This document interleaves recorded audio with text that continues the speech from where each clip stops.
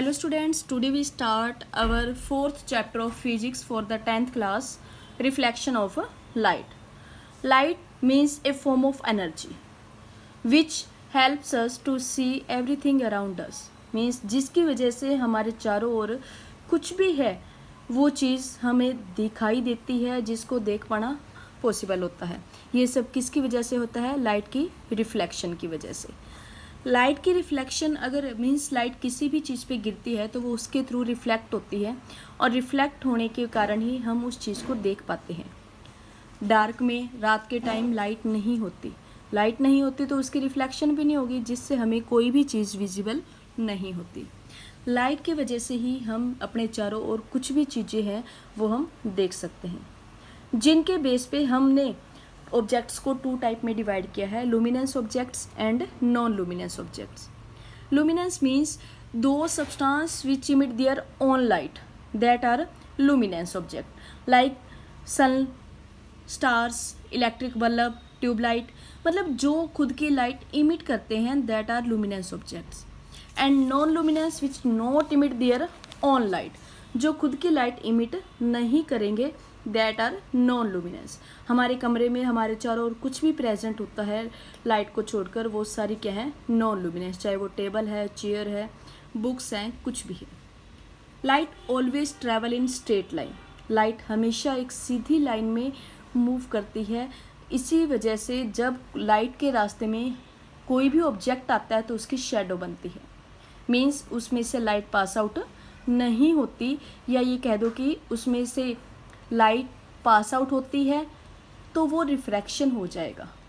लेकिन जब light pass out नहीं होती तो उसकी शेडो उसके पीछे बनती है. Nature of light. लाइट देखो, कुछ साइंटिस्ट ने ये कहा कि लाइट है वो उसका वेव नेचर है. किसी ने कहा कि वो पार्टिकल नेचर है. वेव नेचर मीन्स एक लाइट है वो वेव्स की फॉर्म में मूव करेगी. That is the wave form of light. But when particles strike with each other and then they carry light, that is the particle nature of light. लेकिन जो physics में electromagnetic theory है उसमें ये कहा जाता है कि electromagnetic waves do not require any medium. उसमें किसी भी मीडियम की ज़रूरत नहीं होती. लेकिन जो वेव है, वेव लाइट है, विजिबल लाइट की, जो छोटे छोटे स्मॉल पार्टिकल्स की फॉर्म में मूव करती है, तो इसके बेस पे फिर ये कहा गया कि इसका डाल नेचर होता है. मीन्स जिसमें पार्टिकल नेचर और वेव नेचर, जिसको modern quantum theory of light है वो कहा गया, जिसके बेस पे light always move in wave nature and particle nature. Now what is reflection? Reflection of light. Reflection means when light falls on the surface of any object, then it strikes with that object and bends back. That is the reflection of light. Suppose light falls on a surface. हमारे पास एक hard surface है और उस पे जब light strike करेगी तो उससे स्ट्राइक होके वो वापस मूव करेगी. That is the reflection of light. हमारे पास कोई भी हार्ड सरफेस है, सरफेस जितना हार्ड होगा उसमें रिफ्लेक्शन उतनी ही ज़्यादा होगी. जो लाइट किसी भी सरफेस पे स्ट्राइक करती है उसको कहा जाता है इंसिडेंट रे, और जब वो उससे स्ट्राइक होके वापस आएगी दैट इज रिफ्लेक्टेड रे. और इन दोनों के बीच की जो होती है लाइन, उसको कहते हैं हम नॉर्मल रे. इंसिडेंट रे नॉर्मल के साथ जो एंगल बनाएगी उसको angle of incidence. Reflected ray normal के साथ जो एंगल बनाएगी उसको एंगल ऑफ रिफ्लेक्शन. रिफ्लेक्शन के टू रूल हैं. First, incident, reflected and normal lies on the same plane at same point. Incident ray, reflected ray और नॉर्मल रे एक ही प्लेन पे, एक ही पॉइंट पे प्रेजेंट होती है. और सेकेंड रूल क्या है इसका? Angle of incidence always equal to angle of reflection. जितना एंगल ऑफ इंसिडेंस होगा उतना ही एंगल ऑफ रिफ्लेक्शन होगा. अगर हमारे पास एंगल ऑफ इंसिडेंस 30 डिग्री है तो रिफ्लेक्शन भी 30 डिग्री होगा. अगर हमारे पास ये 60 है तो रिफ्लेक्टेड भी 60 डिग्री होगा. अब इसमें क्वेश्चन आपसे कई बार पूछा जाता है कि इंसिडेंट रे नॉर्मल के साथ 30 डिग्री का एंगल बना रही है, तो बताओ इंसिडेंट इस सरफेस के साथ कितने डिग्री का एंगल बनाएगी। तो जो ये नॉर्मल और सरफेस के बीच का एंगल होता है वो होता है 90 डिग्री। तो इसके बीच में 90 में से हम अगर 30 माइनस कर दें तो हमारे पास रिफ्लेक्ट इस इंसिडेंट का प्लेन मिरर के साथ एंगल आ जाएगा, मीन्स 90 माइनस 30 60 डिग्री आ जाएगा। जो इंसिडेंट रे मिरर के साथ सरफेस के साथ 90 जितने डिग्री का एंगल बनाएगी, रिफ्लेक्टेड रे भी सरफेस के साथ उतना ही डिग्री का एंगल बनाएगी। मीन्स ये वाला एंगल बराबर होगा और ये दोनों एंगल आपस में बराबर होंगे। इसे कहते हैं रिफ्लेक्शन ऑफ लाइट। अब आता है कि जो भी सरफेस हमारे पास जितना हार्ड होगा, रिफ्लेक्शन उतनी ही ज़्यादा होगी। जो हमारे मिरर हैं जिसमें हम अपना फेस वगैरह देखते हैं, तो उसके पीछे एक रेड कलर की पॉलिश की जाती थी, लेकिन उससे पहले उसके ऊपर पहले सिल्वर की एक पेंटिंग की जाती थी, because silver is the best reflector of light. अब सिल्वर कॉस्टली होने के कारण अब इसके पीछे एक एल्युमिनियम फॉइल की कवरिंग कर दी जाती है, क्योंकि एल्युमिनियम भी एक बेस्ट रिफ्लेक्टर है लाइट का। फिर उसके पीछे रेड कलर का पेंट कर दिया जाता है ताकि लाइट मिरर में से दूसरी साइड ट्रांसफ़र ना हो, मतलब उसका रिफ्रैक्शन ना हो। तो इंसिडेंट लाइट जब स्ट्राइक करेगी तो वो वापस एज इट इज़ रिफ्लेक्ट हो जाएगी। उसके बाद आता है कि सरफेस के अकॉर्डिंग 2 टाइप की रिफ्लेक्शन है। एक होती है रेगुलर और एक होती है इरेगुलर। रेगुलर रिफ्लेक्शन मीन्स जब एंगल ऑफ इंसिडेंस या इंसिडेंट रे और जितनी भी रिफ्लेक्टेड रे हैं वो सारी पैरेलल मूव करें, उसको कहेंगे हम रेगुलर रिफ्लेक्शन। क्योंकि सरफेस स्मूथ है, बिल्कुल हार्ड है, तो जितनी भी इंसिडेंट और रिफ्लेक्टेड होंगी वो पैरेलल मूव करेंगी।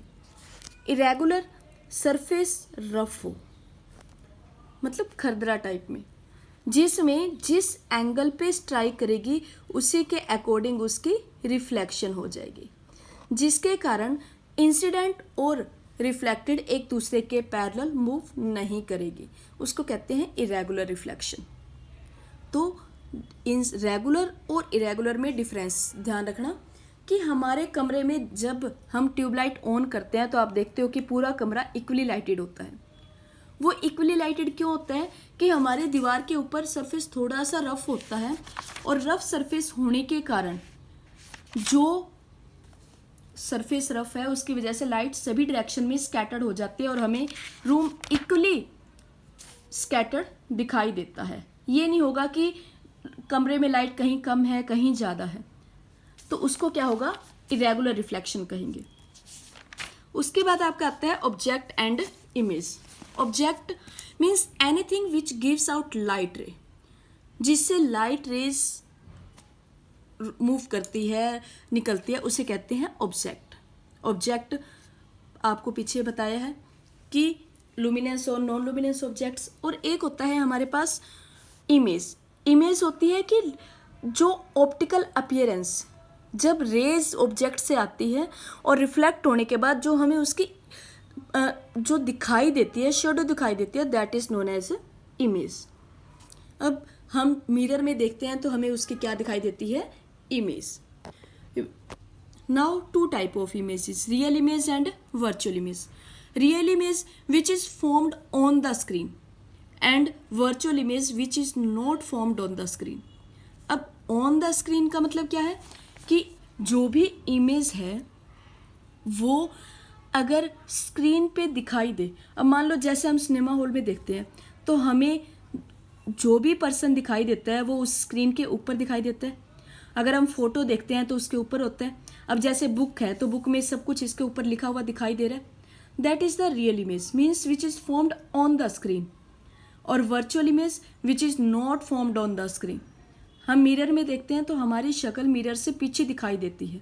हम जितना आगे पीछे मूव करते हैं इमेज भी आगे पीछे उतना ही मूव करती है, that is the virtual image means image which is not obtained on the screen, that is the virtual image, मतलब वो सिर्फ हमें उसका इल्यूजन होता है, that is only the appearance of our image, that is the virtual image.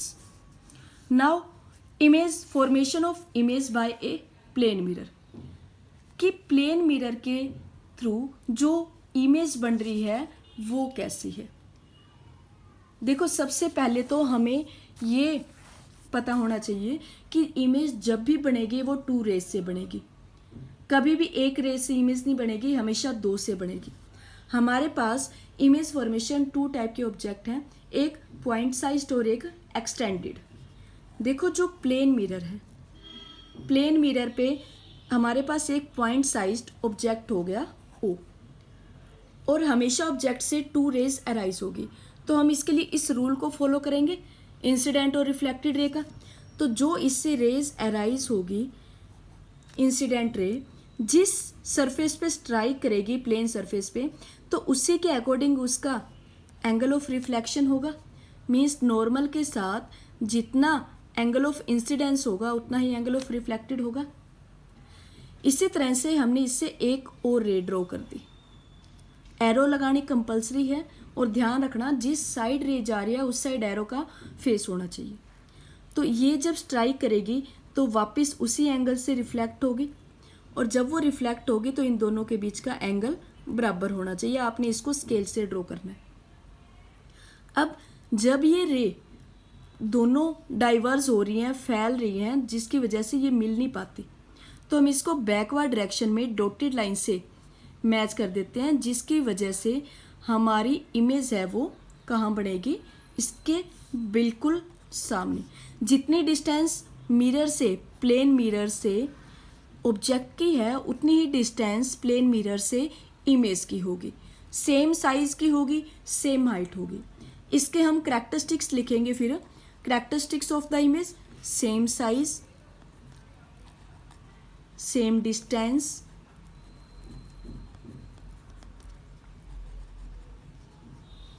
And equal distance होगी, और उसका साइज भी सेम हो गया. ये है जब हमारे पास ऑब्जेक्ट का साइज बिल्कुल छोटा हो, पॉइंट साइज्ड ऑब्जेक्ट.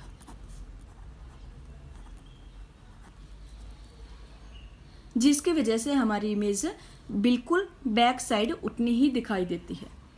अब हमारे पास आता है कि इमेज जब हमारा ऑब्जेक्ट है वो लार्ज साइज का हो, बड़ा हो,